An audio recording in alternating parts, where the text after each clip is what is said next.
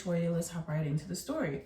So like I said, this was like 2017-ish, and I was going into my junior sophomore year of college at my new school. I just transferred to the school in 2016. Graduated from there. I love my HBCU, the Wiley College, and I was on summer break. And as some of you may know, when you're in college, you got to balance, and that balance is due every semester. And I had a big balance, and I didn't want to have no issues. Like I said, it was coming to my junior year, if it wasn't my junior year, and I knew I needed to work my balance down. So when it was time for me to graduate, it was no ifs, ands, or buts about it. I could just walk across the stage. So when I got home that summer, I worked 2 jobs. One job I always worked was the movie theaters. I worked there since I was from 16 to probably like in my 20s, like 6 years, I think I stayed there.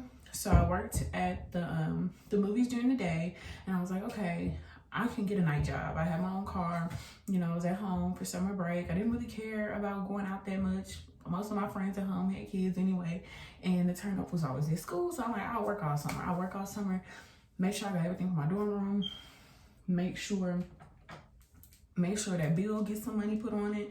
And I always had work study when I got back to school. So I already knew once I got back to school, the bill was still gonna get paid on. I just wanted to start off like the big lump sum. So I'm like looking for overnight jobs, and there's this gas station by my job that I go to all the time.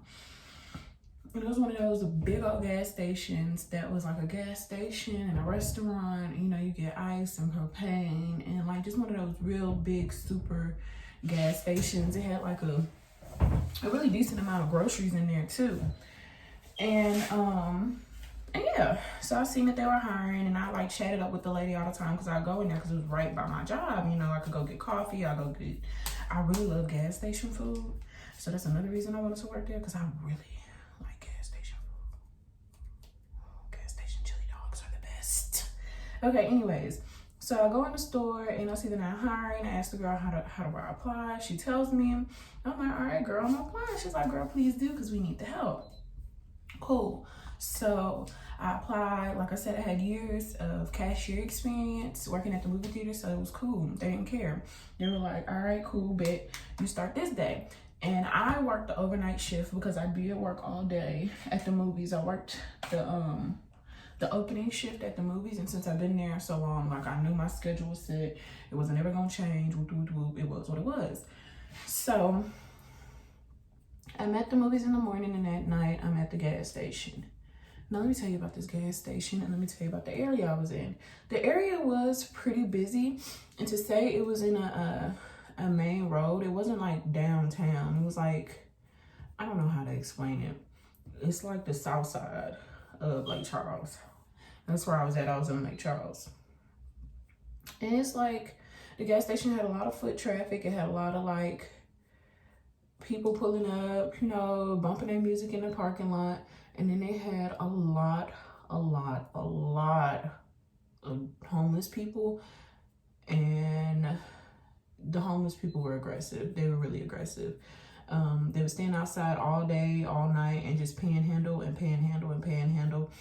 And the police really couldn't do much about them because they weren't, the way they put it, they weren't really bothering anybody. They were just kind of standing there. Especially when the police showed up, they would always walk off. You know, if you ever work somewhere where there's like a homeless community, they know what's up when the police pull up, so they already leave.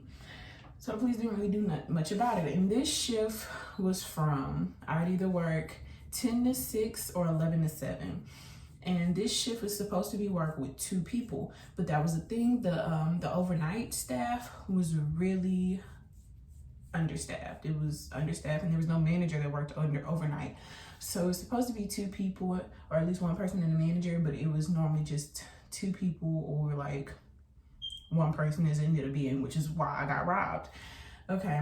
And then, like I said, the other side was a restaurant, and then the restaurant people, they would come in around 3 a.m. to start prepping breakfast for the next morning, because like we had a nighttime traffic, and in the morning times, you know, Lake Charles has a lot of plants, so all the plant workers be coming in, come and get their chewing tobacco, and they see in the morning, and they get their little plate lunches, and sometimes the bosses will call in and order. So yeah, the cook will come in at like 3 a.m.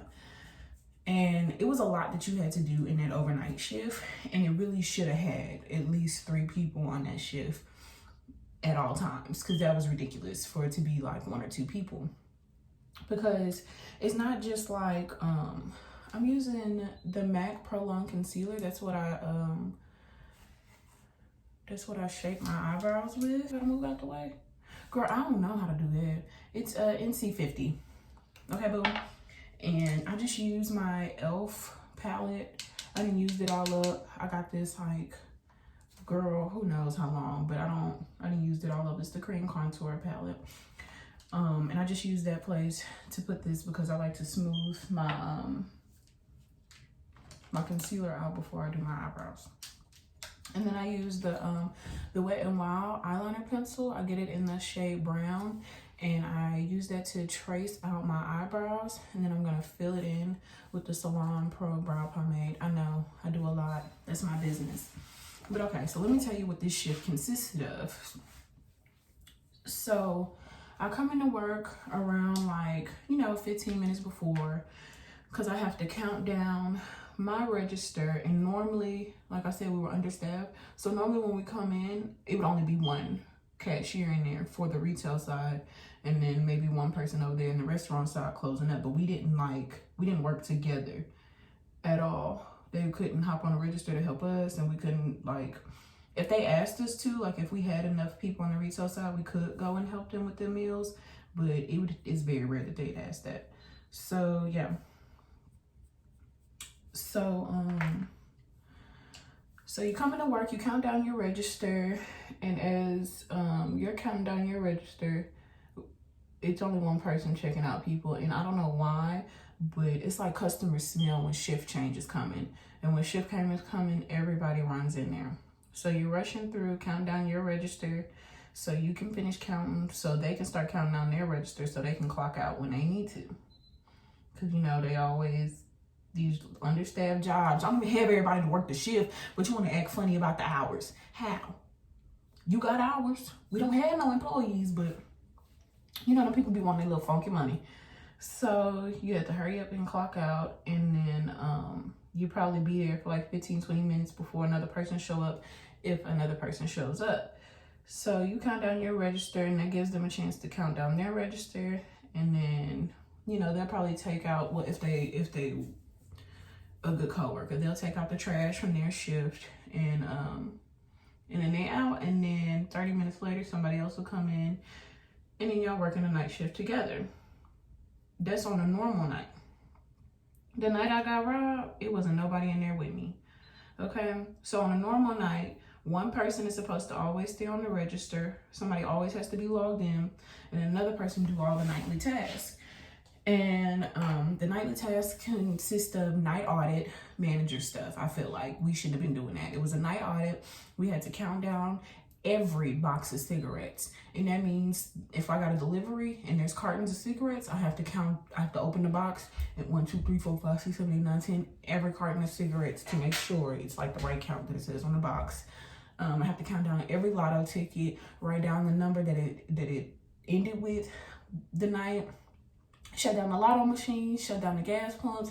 It was so much work you had to do for just 2 people. And you could only lock the doors and close down the store, because it was a 24-hour store. You could only lock the doors and close down the store for 30 minutes. And that was to do a system shutdown, because you had to count down every register, even the register on the restaurant side. You had to count down all of those registers.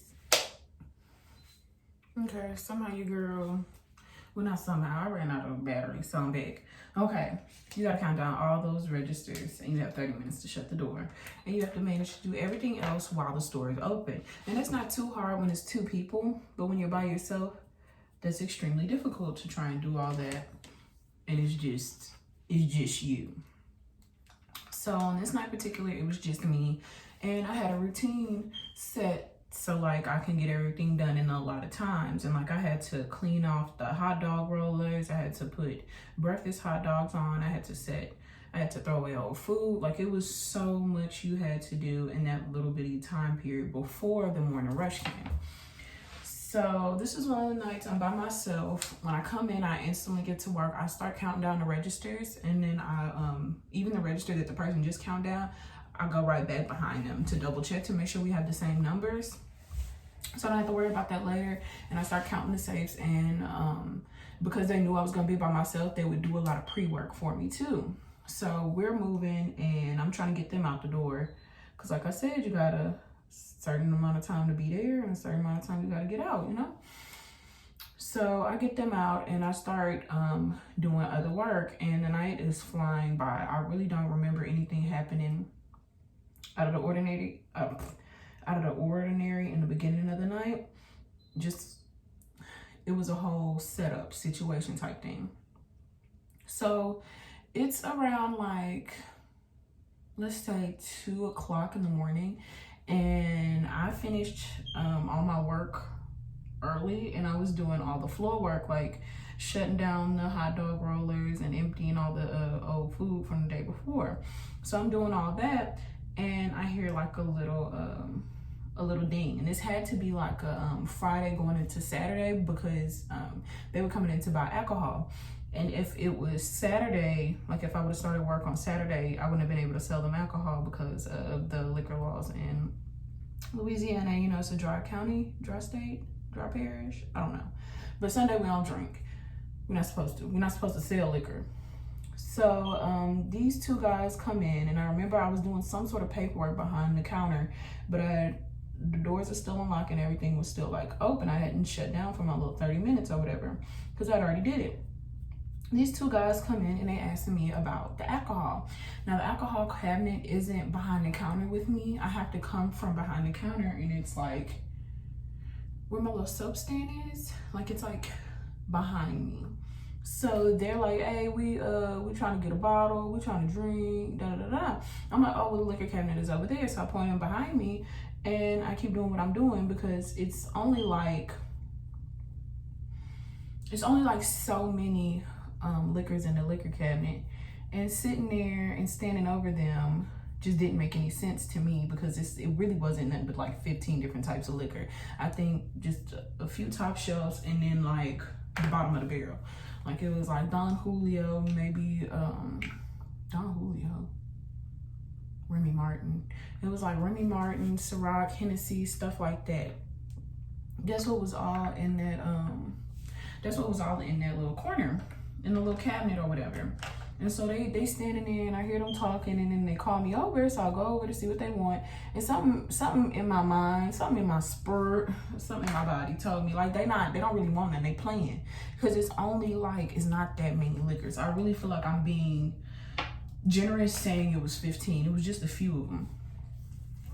So they call me over there. I go over there to see what they want. And they just like, they're still not really saying anything. They're like, oh, I want this one. Oh, I want that one. Oh, I want this one. But they like, oh, never mind. Every time like I start leaning towards the cabinet to unlock it, because mind you, it's locked at this time. So my mind gets going, and I think they're running a different type of game. I'm thinking, oh, y'all just y'all keep playing with me, trying to get me to unlock the cabinet so y'all could either jack what's all in the cabinet, or like, you know, push me out the way, take the keys. You know, that's what I'm thinking. I'm thinking they trying to jack me for the liquor. That's what I'm thinking. So I take a step back, and I'm standing behind them as they're like going back and forth with each other, and they're not really talking about nothing, nor are they talking about the liquor. And yeah. Let me finish my eyebrows, because it's taking really long, and I'm gonna come back. Okay, I'm back. I know I did way more than just my eyebrows, but get into the look. Messed up a little bit, but that's what the lash is for. All right, cool. So I thought they were trying to rob me for the liquor. So I stood back and I, you know, gauged the room. You know, I wanted to be able to see them and everything they was doing or whatever. So I stood behind them, and as they were at the liquor cabinet, and I left it locked. And like I said earlier, there are a lot of freaking dope things in that area, like a lot. Like it's not even a joke. It was at least 5 to 10 of them 10, yes, 10, 5 to 10 of them standing, if not in front of the gas station, they'd be behind it. Cause I, like, when I leave work, sometimes like I drive around the building to go on the highway, and I'd see them back there, just chilling, doing whatever they do back there, you know? So as they're bickering, not really saying much, just really killing time at the liquor cabinet, like I said, I was standing behind them, so the door dinged, and I look, and it's one of the homeless people that are always in the area.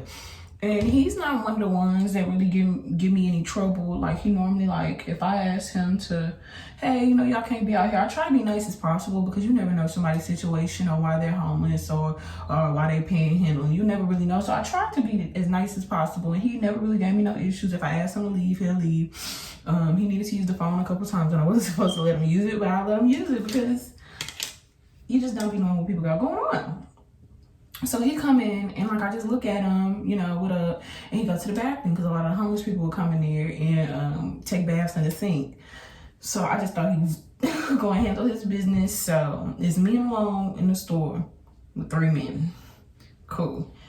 So while I'm just getting annoyed with the 2 men at the liquor cabinet, because it's really, how did I do that? It's really not that much to choose from. And as I'm standing there with my back to the restroom, like I can see the door, but the restroom is completely behind me, I'm just listening to them talk and go back and forth. Now this has been going on for like 10 minutes. So I'm super annoyed. Like, just pick your alcohol so I can go, so I can finish my work. So I'm standing there looking at him, and out the corner of my eye, I see the homeless man. It looked like he was heading to the door, like to leave out, like he did his business, and he was heading to the door to leave out. But instead of heading to the door, he like loops around or whatever. He loops around. I went in with a purple, and I'm going with this black to kind of darken it up and smoke up the eye a bit. That's what I'm doing. Okay, so instead of going out the door, I see him come around the corner, and he goes behind the counter, behind like my register. Like, he walked behind the counter, because it was one of those places that there was no like slidey door, there was nothing there. You just walked in, you walked out. If somebody wants to walk back there with you, they could, you know. It wasn't nothing protecting us, and that was like another red flag, and I shouldn't have worked there. I worked there twice. After this, I quit, and then I went back, and that's a whole nother story time, because that was hilarious too. So yeah, I see him walk behind the counter, and at this moment, I'm like, you know, what you doing? So I don't have no sense. I don't have good sense. I don't think I have a good gauge of fear. So instead of being like, oh, I walked over there, I walked up on him. So he behind the counter, I'm standing on the other side of the counter, and I'm looking at him, and he like jumped, because I think he thought I was more into the conversation with the other dudes than what I really was. And so he like jumped, and I'm like, what you doing? Mind y'all, he behind the counter, he like at the cigarettes. It looked like he was gonna put some cigarettes in his pocket. And he was like, oh, I ain't doing nothing. I'm like, why are you back there? He's like, I didn't know I couldn't be back here. And like I said, this is a regular. This man was in here in and out every day, all that other stuff. And you talking about you didn't know you couldn't be back there. You know good and well you can't be back there. You ain't never tried nothing like this before. So I'm standing there looking at him. He's behind the counter. The phone is sitting literally like right where his makeup palette is. It's sitting there. I'm not behind the counter. I'm standing over the counter, but I could just reach over and grab the phone. And something I forgot to mention was we would get shipments at night. And we had just got a shipment of like chips and cigarettes. And if you ever worked at a gas station, you know that the cigarettes come in this big plastic crate, and inside of that big plastic crate are cartons, and inside of the cartons are about like, I might be wrong, but like 15 to 20 boxes of cigarettes in each box. And like I said, in order to shut down, I had to count all those boxes. And so since they were taking all my time up, I could have been counting those boxes. So the crate of cigarettes was just sitting on top of the counter open.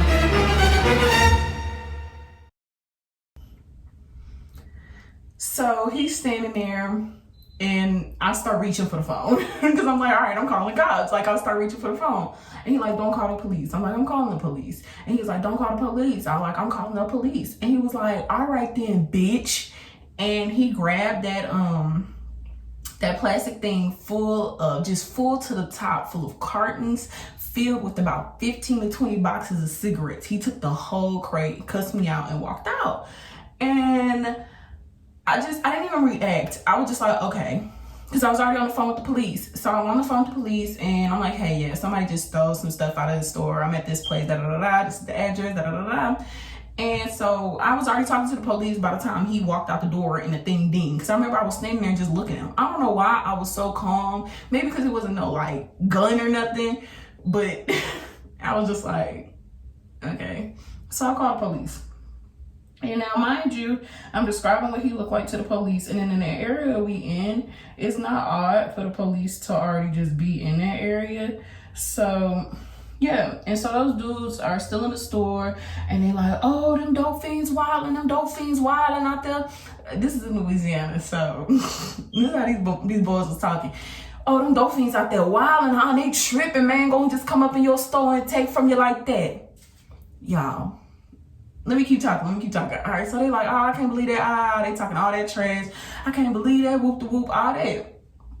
And I don't even pay them no mind. I like kind of look at them and I'm like, yeah. And I keep talking to the police. And so they leave. They never get no liquor. They leave. All right. And I'm like, okay, maybe they didn't get no liquor because, you know, there's a lot going on in here. You know, I just got jacked. And so, like, almost as soon as they left out, that's when the police officer had came in, like maybe 2 minutes after they had like pulled out the parking lot. That's when the police officer came in. And he walked in and he asked for the description of the guy again. And I told him, and he was just like, I was right around the block when you called in and I didn't see nothing. And I just, again, I don't know why this is my reaction. When I don't know what to say, I just stare at people and I just looked at him like, okay. Like, I don't know what else you want me to say. And he just looked at me and he looked around the store and he was like, I'm gonna make the block one more time. And I was like, okay.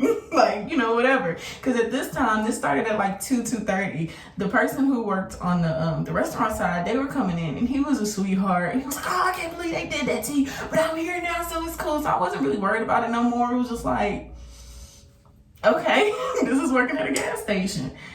And I was fairly young. Or maybe I just didn't have the scent God gave a goose back then. I don't know. I still don't have no sense all right. Anyways, yeah, so the police is like, he gonna take a ride around the block one more time. So I think I didn't even call my manager. I think I just went back to work. I'm like, okay, well, I'll tell them when they get here, they stole all their product. So about 5 minutes come by and then like 3 cop cars pull up to the front of the gas station. And I'm like, what's going on? I thought it was over. Is this not over? It's not over. It wasn't over. And so they get out the car and then they pull him out the back seat of the car. And I'm like, oh, y'all found him. Wow.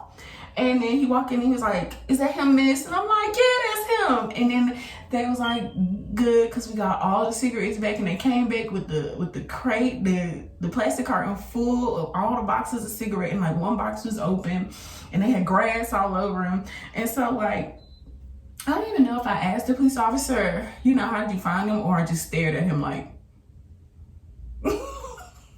I stare at people a lot. I'm weird, I don't know.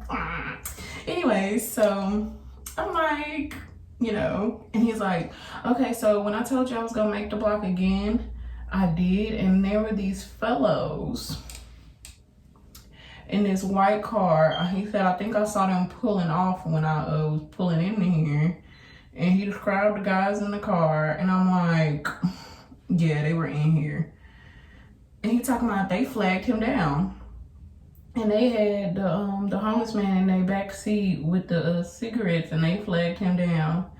And they gave them the homeless man. They gave up the homeless man to the police. Ain't nobody was gonna stop them, nothing. They saw the police driving and pulled over, flagged them down, and kicked that dude out like 4 flats on the Cadillac.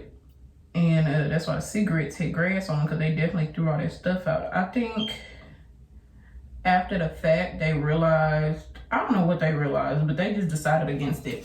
So it was a setup from the jump. They set me up. Like, I thought they were trying to steal some liquor, but they were trying to steal something else. But I'm glad I went with my intuition and I backed up so I could like see the whole store, so I could see when the man went behind the counter. Because I probably would have got, if I wasn't paying attention, I probably would have got jacked for the liquor and the cigarettes. And so, yeah, so they went around the corner. I guess they decided it wasn't worth it, and they threw that man off the car and they waved the police down. And the police came in and they were like, okay, well, do you want to press charges? Yeah, I want to press charges, because you didn't have to steal them cigarettes. You could have just left. That was too much. So I'm like, yeah. So, and I worked at night by myself, and like I said, he was always in the area. And I'm thinking long term, it makes no sense for me not to press charges for them to let him out this car, and then I'm here by myself with him. You know, because it's 3 o'clock in the morning. Like I said, somebody else had came in, but still, I work this shift all the time. So yeah, arresticate him, because I've been nice to him and he did not need to do that to me. I was always nice to him, but that goes to show you, it don't matter how nice she is to people. People got to get it how they live, and they looking out for numero uno, and that's who? Number one. Okay, so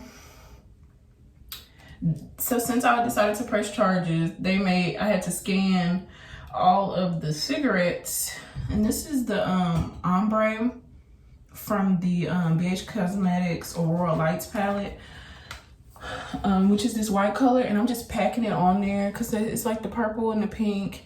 That side is a little messed up. I'm gonna have to go on and fix her.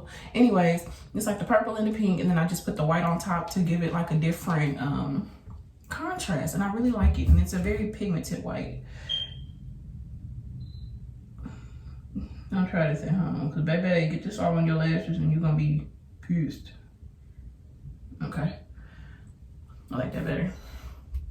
Okay, so I had to stand there and scan all the cigarettes, and they probably was just gonna, you know, split the cigarettes and then just be selling singles, selling Joes to people on the street, and that's not a bad come up unless you get caught.